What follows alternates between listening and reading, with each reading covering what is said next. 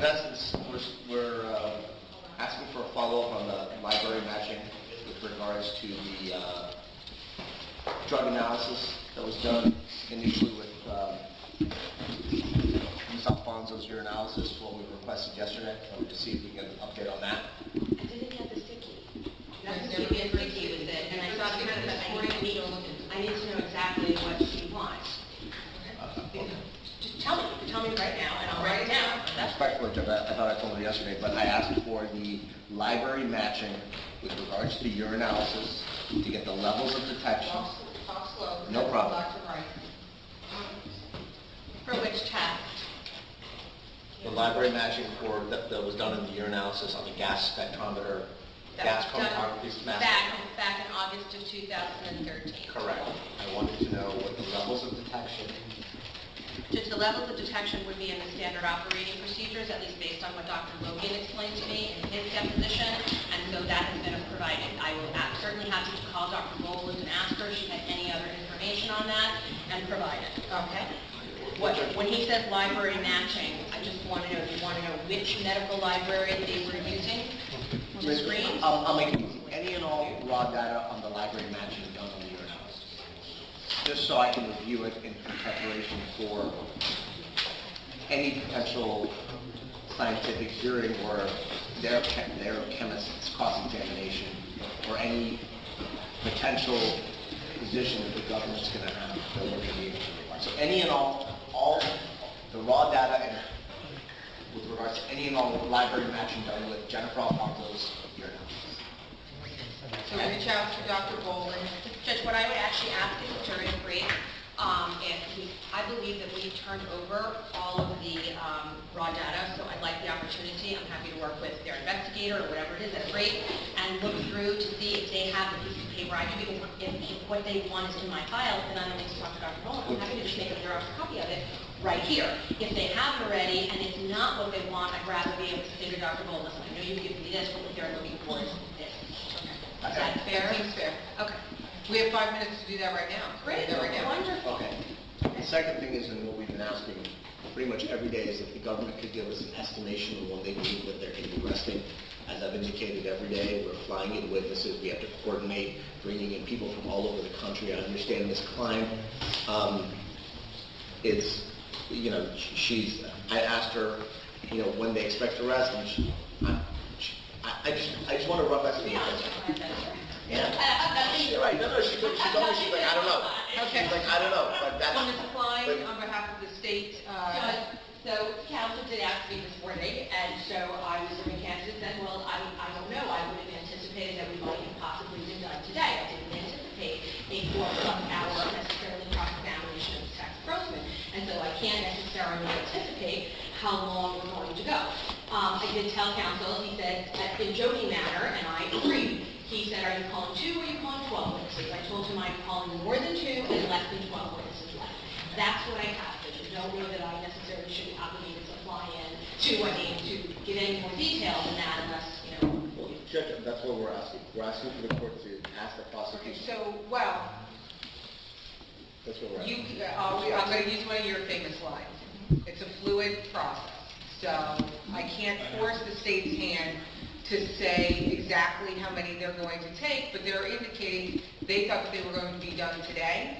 So that would indicate to me that depending on your level of cross-examinations, with us potentially ending today at 3:30 for the perpetuation of testimony, that either today or tomorrow they could possibly be done. So I would assume start having your witnesses here on Thursday.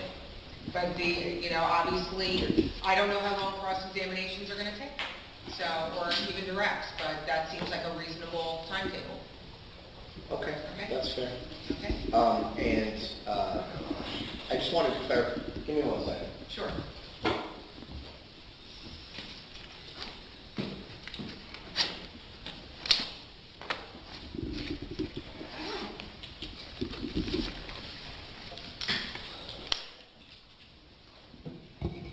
We are starting Kelly Berry's testimony perpetuation at 3:30 today, Judge. Well, this is what as in the email I sent last night, my courtroom will, 4-2 will be available starting at, this is what was on my to-do list, so it's from you all. My courtroom will be available in an hour whoever's IT people are setting up can set up in my courtroom? Judge, so just so you understand, apparently it doesn't work that way. Okay, I don't know how it works. And I'm happy to have our IT people set it up because this way we've been in control of letting Ms. Berry know where to go. Okay. And it depends on the contract, they would have to pay for it anyway, so it's different. But at this point, basically, the way it works is we reserve the conferencing center in Orlando. She is, which is up there, so it's cloud. And gets reserved, we reserved it from 1 to 5, we told them we don't need it till 3. We were already in the late period, so it has to be reserved from 1 o'clock. What we then did was contact Lewis, who was here from Sykes, right? And this morning, I believe that my IT people and Lewis were discussing setting it up in courtroom 4-2. Correct. But I think that, I don't know at what speed they do it, and quite honestly, I'd like that to those who do. Okay. But I did share with Lewis and them, and, he was very upset that he had not noticed about this, and the person who the court system didn't know about this morning. I said, well, we made these arrangements very late yesterday. My secretary sent an email after 4 o'clock, they closed at 4. So anyway, I want to know that you had wanted it done, and this is where it's going at 4-2, and I think they're going to set it up, and I told them to be please ready to go, start testing the equipment at 3. Right, okay. So you can just let them know that after 11:30, if they want to start earlier, courtroom 4-2 will be available. So then you all will have to make a decision about which party and either are going to be the moving party in calling Ms. Berry to the stand. We'll take that up when we transfer into that courtroom. And the only reason, just so you all understand, my thought process in doing the perpetuation, because there is the need to set up the technology, I want to get every working minute in front of the jury, and I don't want to have to recess earlier than necessary to set up the technology. So that's why we're going to be doing the courtroom so that we can attempt at least to be efficient today. Okay, anything else from state or defense? Okay, hearing nothing, just be in position and prepare because the jury should be coming down in a minute.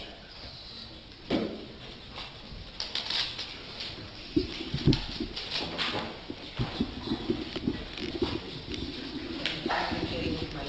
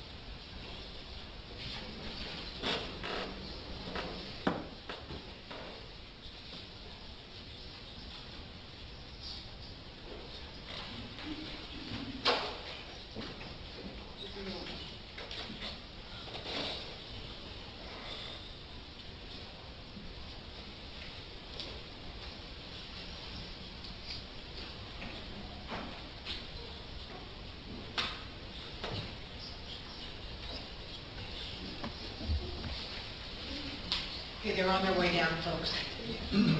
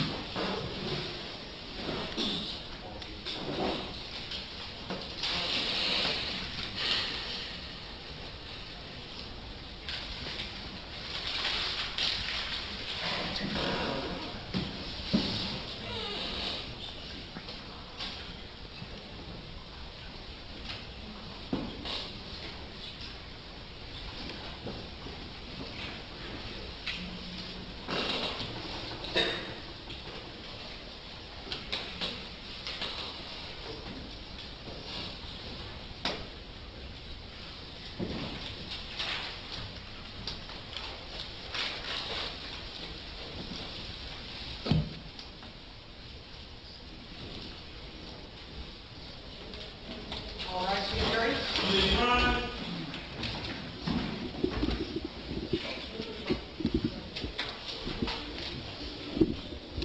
Good morning.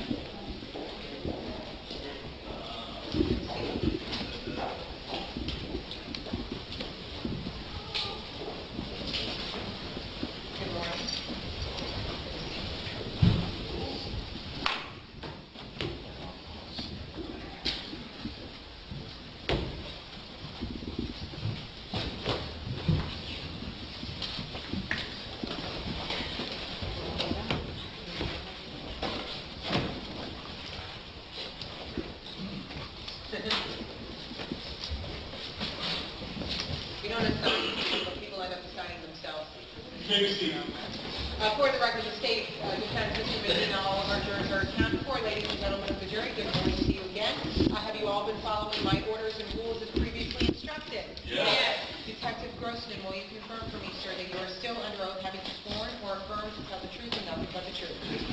Defense, if you would like to continue your cross-examination. I would, Judge. Thank you. Good morning, Detective. Good morning, sir.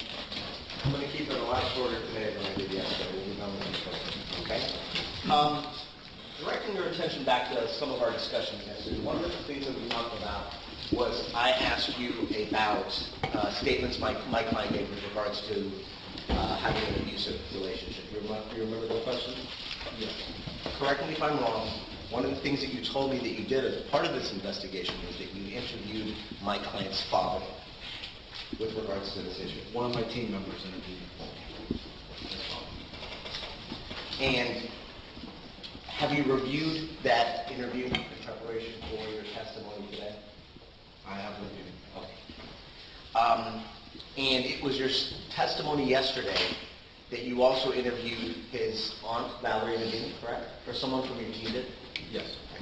And also his biological mother, correct? Correct. And would you agree with me that these interviews all took place on the day of the shooting, on August 8th? No. I'm sorry, let me direct your attention. Derek Ian Medina, his father's interview, the sworn statement you guys provided us, took place on the day of the shooting. Let me refer to Please, the sworn statement. please.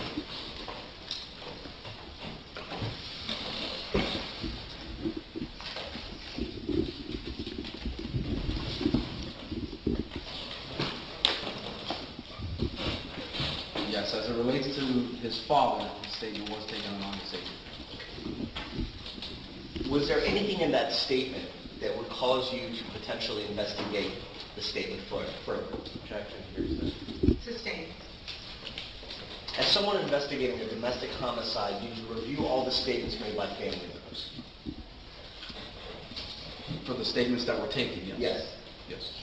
Did you do any further interviews or investigations with regards to these 3 family members that were interviewed? We obtained their statements, and we made a determination based on the facts of the case that we had in hand, what we would further investigate and what we wouldn't.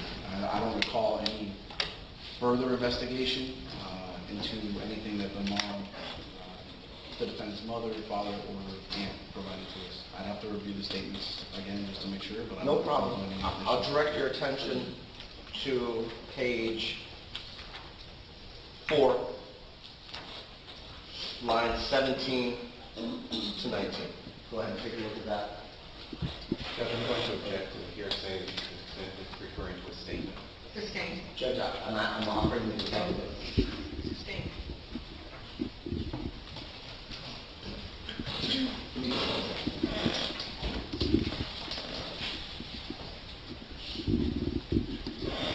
Judge, just to lay the record, I simply asked. That's the the defendant. sidebar.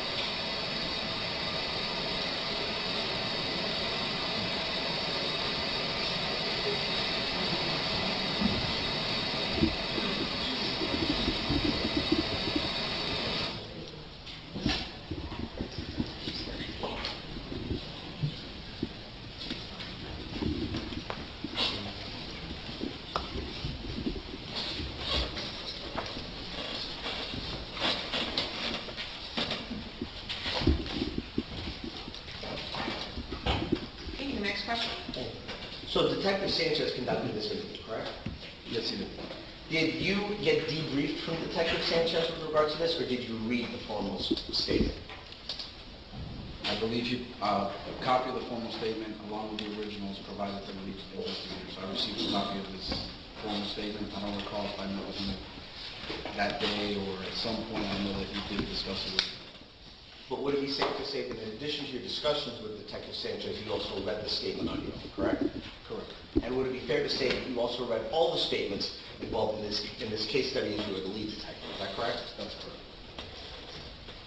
And after reading this sworn statement, it's your position that you didn't believe that there was a necessity to ask any further questions or any follow-up questions, correct? I didn't talk to the defendant's father, so as far as it relates to the statement itself, I didn't have access to him at that time to ask further follow-up questions. I understand. My question is, after reading the sworn statement from Derek E. Medina, my client's father, did you feel the necessity to potentially re-interview him yourself if you had any independent follow-up questions of your own? That's my question. No. What about with regards, did you interview Valerie Medina, my client's aunt, or was that somebody else? No, I believe I interviewed Valerie Medina. And based on her questions, did you ask any follow-up questions? Did you feel the need or the necessity to further interview her after the initial interview? After the initial interview? What about his mother? Did you do that interview or was that somebody else? No, I didn't. Okay. And after interviewing his biological mother, did you feel the need to interview her further or ask any follow-up questions? No. No further questions. Redirect? Good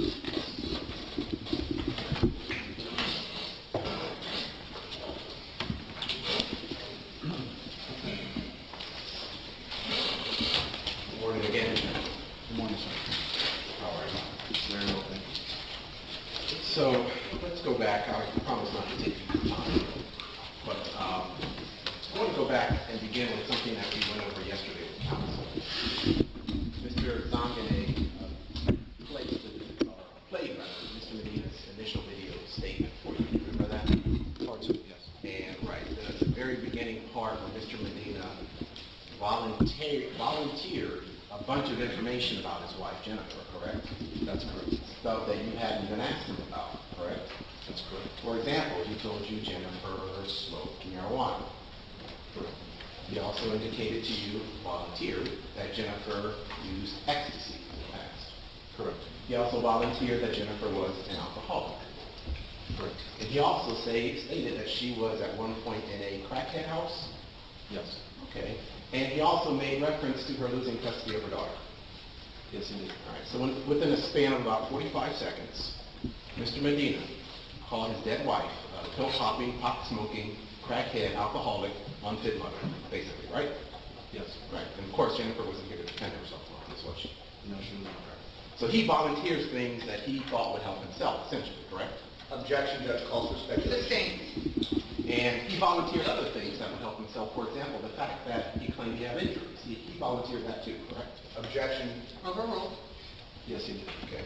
And he also volunteered the fact that, or he did not volunteer the fact, I would say, that he was a 25-year boxer. Former. We had to ask him about that, correct? Correct. Okay. So some of the things he was very vocal about, but not everything. Would you agree? Yes. All right. Now, when you were speaking with Mr. Medina for the whatever time period during the pre-interview, you recall discussing that with defense counsel on cross, right? Yes, I did. All right. And you said you were taking detailed notes during that time, correct? A portion of it, yes. Now, during the video interview that we see, you are seen flipping through a notepad while you're talking to Mr. Medina. Is that correct? That's correct. And what is on that notepad? The notepad is some of the notes that I took prior during the pre-interview process. So are you using that notepad to sort of focus and guide the formal interview during that period? Yes. All right. Is that typically how you do things, to try to keep things focused and moving along? Yes, it is. All right. Would it be fair to say that sometimes when you're talking to a witness or a subject, that they may say a lot of things that may not necessarily be all that important or relevant to your investigation? Objection, calls for speculation. Overruled only if you know, sir. Do not guess or assume.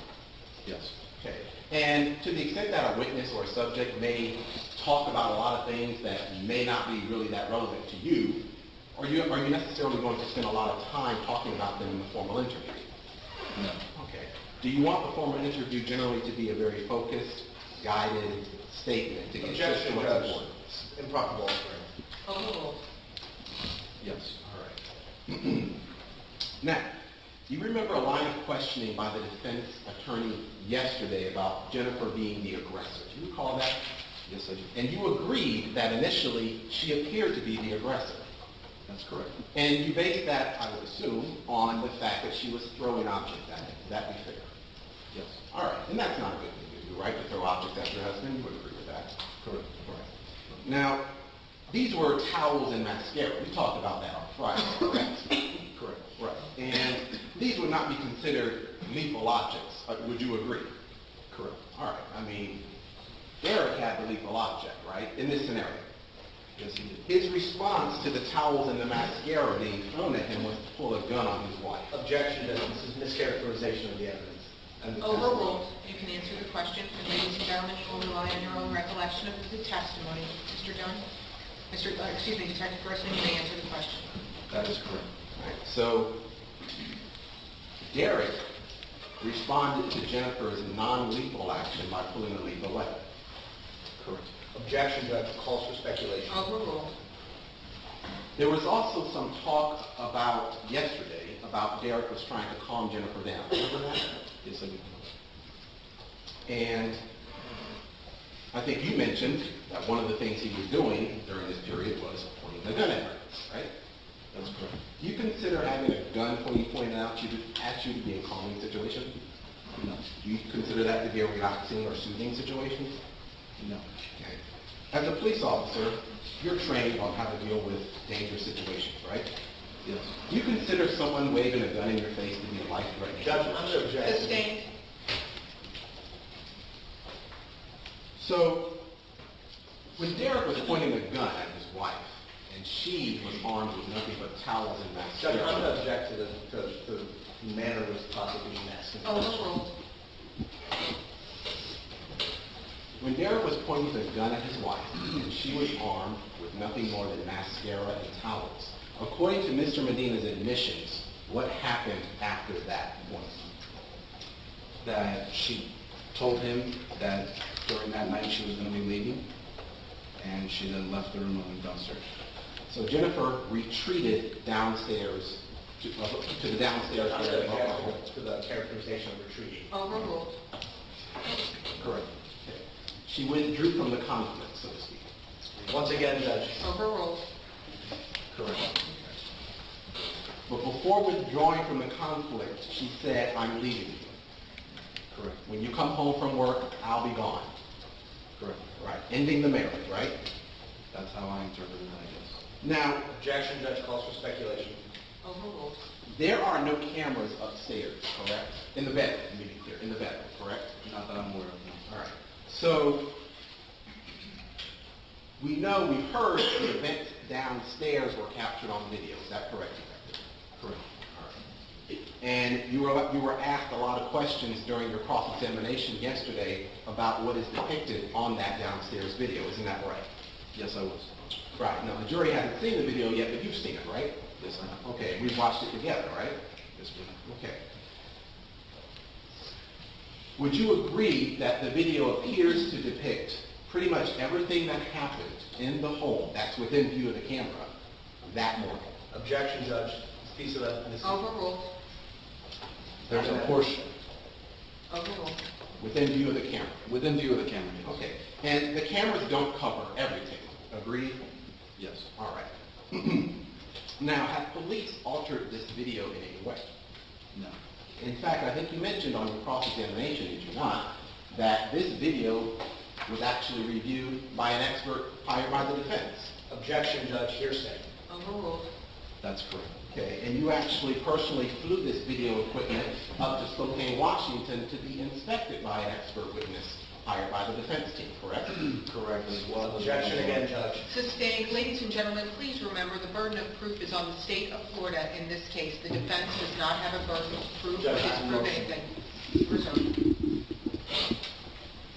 So, at this point, based upon the police investigation, we have every reason to believe that this video is complete. From what we have, yes. Once again, Judge, I object. Overruled. And as far as we know, this video from within the home, with whatever angles or camera angles show, this video captures the final moments of Jennifer Alfonso's life. Yes, it does. Okay. That would be from the moment she opened her eyes that morning until the moment Mr. Medina permanently shut them, correct?